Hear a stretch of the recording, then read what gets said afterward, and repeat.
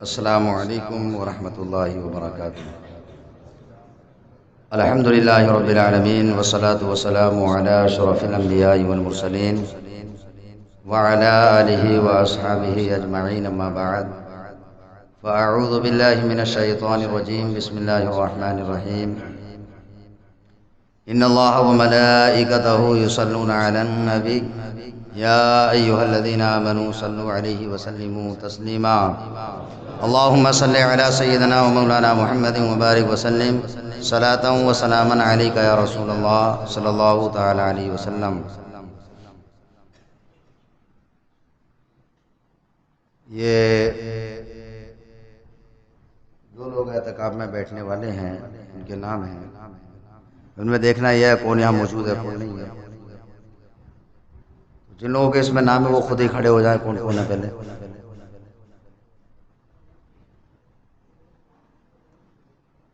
Phone کیے تھے نا سب؟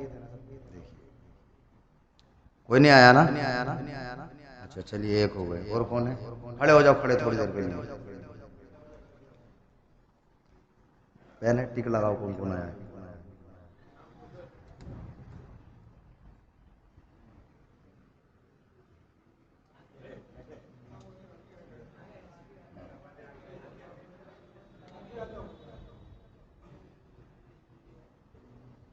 صابر نہیں ہے نا؟ یہ ساحل یہ بھی نہیں ہے۔ ایان رئیس تمہارا نام ہے؟ ایان رئیس ابا کا نام؟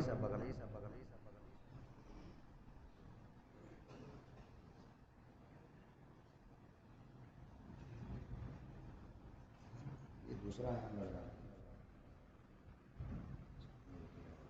سید امین،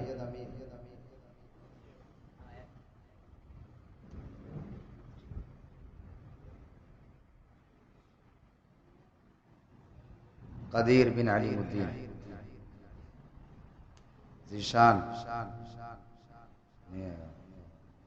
غوثی ابن محسن، عرفان، مصطفیٰ، راجو۔ چلو اچھا بیٹھو۔ ہاں تو ہم بتا رہے تھے اعتکاف کے تعلق سے۔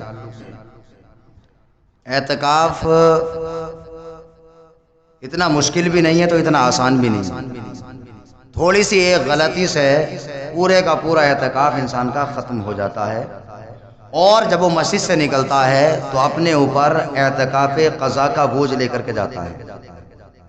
اس لیے میں یہ حاضری لے رہا تھا کہ اعتکاف میں اس کے ضمن میں ایک مسئلہ بتا دوں کہ ہم نے کل بھی بتایا کہ جو مسجد کا احاطہ ہے، دو طرح کی ضرورتیں ہیں کہ جس کے تحت انسان مسجد کے احاطے سے باہر جا سکتا ہے۔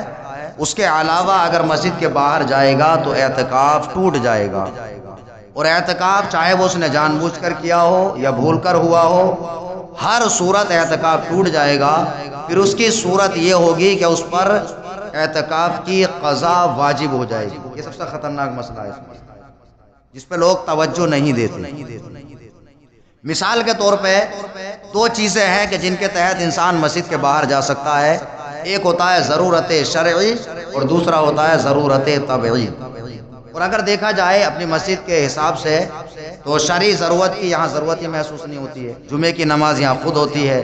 اچھا جتنے لوگ یہاں اعتکاف میں بیٹھتے ہیں ان میں سے کوئی بھی مؤذن بھی نہیں ہے، تو ضرورت شرعی بھی بتانے کی یہاں پر ضرورت نہیں ہے۔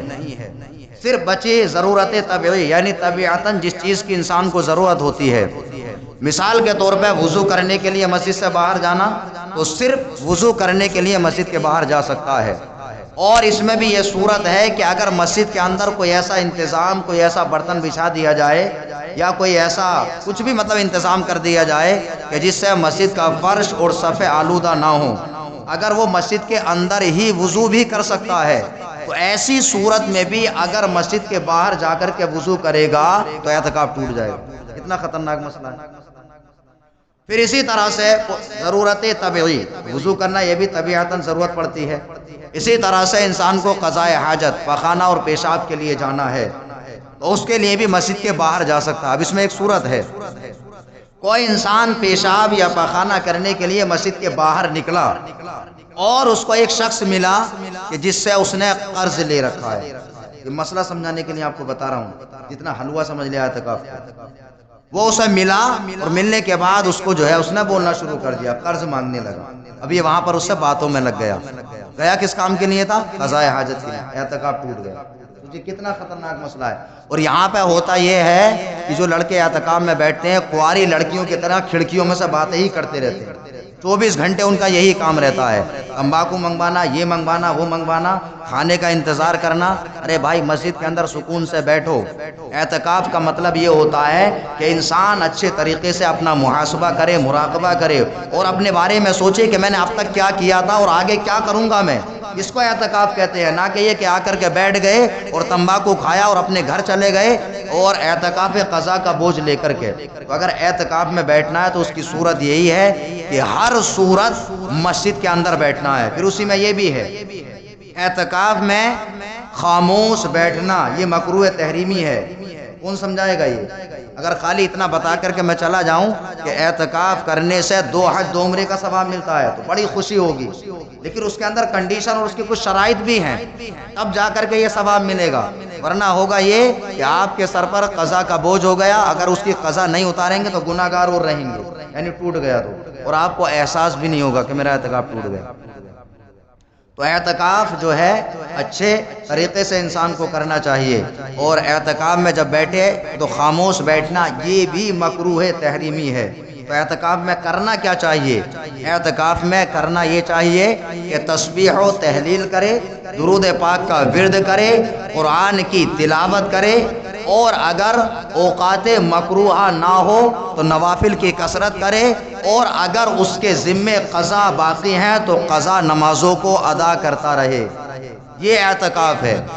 اگر کوئی ایسے ہی خاموش بیٹھا رہا، ہاں اگر اس صورت میں مکروہ نہیں رہے گا کہ اس کے برابر میں جو ہے غیبت اور چغل خوری کا بازار گرم ہے، کیونکہ آج کل لوگ جو ہے مسجد کا بھی احترام نہیں کرتے، یہاں پہ بھی شروع ہو جاتے ہیں. تو پھر وہ اس اعتبار سے خاموش بیٹھا رہے کہ خاموشی ہی میں عافیت ہے، خاموشی ہی میں بھلائی ہے. تو برائی سے بچنے کے لیے اگر معتکف اعتکاف کرنے والا خاموش بیٹھا رہتا ہے تو ایسی صورت میں اعتکاف مکروہ نہیں ہوگا، ورنہ خاموش بیٹھنا بھی مکروہ ہے. تو اب ان تمام مسائل پہ ترازو میں تول کر کے جو لوگ اعتکاف میں بیٹھیں گے اور کیا آپ جانچ پڑتال کیجئے گا، تو اس میں کسی بڑے مفتی صاحب کی ضرورت نہیں ہے. آپ کا ذہن خود فتویٰ دے گا کہ جناب والا یہ اعتکاف میں بیٹھنے کے لائق ہی نہیں ہے. تو اعتکاف میں اگر بیٹھنا ہے تو تقویٰ اور پرہیزگاری کے ساتھ اعتکاف میں بیٹھنا ہے تو مسجد کے احاطے کے باہر جانا. میں نے بار بار سمجھایا وضو خانہ اور بیت الخلا اور مسجد کی سیڑھیاں وغیرہ جو ہوتی ہیں یہ داخل مسجد نہیں ہوتی ہیں، خارج مسجد ہوتی ہیں. اور اگر اس کو داخل مسجد مان لیا جائے تو وضو کرنا بھی وہاں پر جائز نہ رہے گا. یہ سمجھیے، اس سے غلط فہمی میں مبتلا نہ ہوں. اور خاص طور سے جو اعتکاف میں بیٹھنے والے ہیں اس کا خیال رکھیں، موبائل کا استعمال بالکل نہ کریں. تمباکو کا استعمال اگر کرتے تھے تو اس کو ترک کر دیں، چھوڑ دیں، کیونکہ مسجد کے اندر آلودگی پیدا نہ کریں. سمجھ رہے ہیں نا؟ کریں گے نا اس طرح سے اعتکاف؟ پکا؟ اس پہ زیادہ شک لگ رہا ہے. تو ٹھیک ہے نا، یہ اعتکاف کی صورتیں، یعنی 2 ہی چیزیں ہیں کہ جس کے تحت آپ نکل سکتے ہیں. ایک چیز کو میں نے اس لیے نہیں بتایا کیونکہ وہ ضرورت شرعی ہے. کہ بتائیے کتنا سخت مسئلہ کل بتایا تھا میں نے کہ انسان کو جو ہے جمعے کی نماز پڑھنے کے لیے اگر مسجد میں جمعے کی نماز نہیں ہوتی تو جمعے کی نماز کی نہیں جا سکتا. اس میں بھی کتنی اجازت ہے، یعنی ایسے وقت سے نکلے کہ وہ زوال کے بعد میں نکلے اور وہاں پر جب پہنچے تو صرف اتنا وقت بچے خطبہ ہونے میں کہ صرف سنت مؤکدہ ادا کر سکے، اور وہاں سے جمعے کی نماز پڑھ کر کے سنت مؤکدہ پڑھ کر کے واپس آ جائے. وہاں پر بھی اگر دوسری مسجد میں ضرورت شرعی کے تحت گیا تو صلاۃ و سلام اور دعا اور نفل میں مشغول ہونے کی ضرورت نہیں ہے. اتنی سختیاں ہیں اعتکاف میں، اور لوگوں نے بالکل اس کو ایسے بنا لیا کہ کوئی بات ہی نہیں ہے، آئے اور موبائل سے کھیلے، گیم کھیلے. اور پچھلی بار تو ایک خبر آئی کہ ایک جو تھا مطلب لڑکا چڈی تک ڈالتا تھا لوگوں کی ناک، بتائیے اعتکاف میں ایسا، وہ پیر کھینچتا تھا. اس لیے میں یہ سب بتا رہا ہوں. اور وہ بچے جو ہوتے ہیں نا وہ ہمارے اور آپ کے گھروں کے ہی ہوتے ہیں، اس لیے میں سب کو بتا رہا ہوں. تو یہ ضد چھوڑ دینا چاہیے کہ اس کا بچہ بیٹھا تو میرا بھی بیٹھے گا، یعنی بیٹھنے کا اہل کون ہے؟ سب کو اجازت ہے۔ اگر آپ سب بھی اعتکاف میں بیٹھیں گے، جاؤ میں ذمہ داری لیتا ہوں، کسی ایک انسان کو بھی کوئی اعتکاف میں بیٹھنے سے منع نہیں کر سکتا میری موجودگی میں، لیکن کم سے کم اہلیت ہو۔ یہ نہیں کہ شور شرابہ کریں مسجد کے اندر، اور اعتکاف میں جب بیٹھیں تو یہ یاد رکھیں تسبیح و تحلیل اور درود پاک کا ورد، قرآن کی تلاوت، اور کسی بھی صورت مسجد سے باہر جانا جائز نہیں ہے۔ اور غسل کے بارے میں بتا دوں، بطخ کی طرح جو پڑے رہتے ہیں، بنا ضرورت غسل کرنے سے بھی اعتکاف ٹوٹ جاتا ہے، جس میں کسی کو آج تک جو ہے کسی کا ذہن ادھر نہیں گیا۔ غسل ضرورت الگ ہوتا ہے، غسل فرض ہو گیا تو غسل، ظاہر سی بات ہے غسل فرض روز تھوڑی ہوگا، ابھی ہو گیا اتفاقاً انسان سے۔ باقی کیا گرمی کا موسم ہے، اگر گرمی برداشت کر سکتے ہیں بغیر نہائے تو جناب والا اعتکاف میں بیٹھیے، ورنہ ضرورت نہیں ہے، ایک آدمی بھی بیٹھ جائے گا تو کافی ہے۔ تو یہ اعتکاف کی صورت میں بار بار جو ہے پانی میں پڑے رہنا، جا کر کے جو ہے ہمیشہ وضو خانے پہ بیٹھے رہنا، باتیں کرنا، ان تمام چیزوں سے بھی اعتکاف ٹوٹ جاتا ہے۔ وضو کرنا ہے تو صرف اتنی ہی اجازت ہے کہ وضو کرے اور واپس آ جائے، یہ نہیں کہ وضو خانے پہ بیٹھے اور چار لوگ باتیں کرنے لگ گئے۔ اگر وضو کے بعد دوسرا کوئی بھی کام کریں گے تو اعتکاف ٹوٹ جائے گا۔ یہاں تک کہ کھانا وغیرہ بھی کھانا ہے تو مسجد کے اندر ہی کھائیں، اور اگر کھانا کوئی لے کر کے آئے تو اس کو چاہیے کہ وہ مسجد میں پہنچائے، نہ کہ وہ باہر سے جا کر کے کھانا وصول کر کے آئے۔ جو اعتکاف میں بیٹھے ان کا دوسرے لوگ خیال بھی رکھیں، اور جو اعتکاف میں بیٹھے وہ صرف اور صرف اپنے اعتکاف کا خیال رکھیں، کھانے اور سحری کا نہیں۔ ٹھیک ہے، بس انہی باتوں پہ اپنی بات کو ختم کرتا ہوں۔ اللہ رب العزت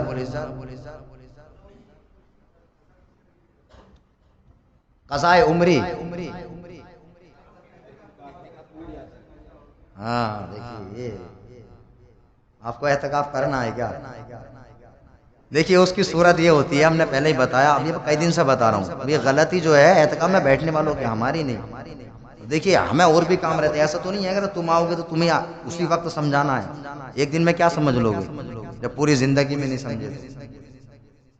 اعتکاف اگر کسی کا ٹوٹ گیا تو اس کی قضا کی صورت یہ ہوتی ہے کہ انسان، یعنی اعتکاف جب ٹوٹ گیا تو اس کو ایک دن کا اعتکاف کی قضا کرنا واجب ہوتا ہے، اور اس کے لیے روزہ بھی شرط ہوتا ہے۔ اگر بغیر روزے کے کوئی اعتکاف کرے تو نہ تو اعتکاف منت یا اعتکاف واجب، اور نہ ہی اعتکاف سنت ہو سکتا ہے۔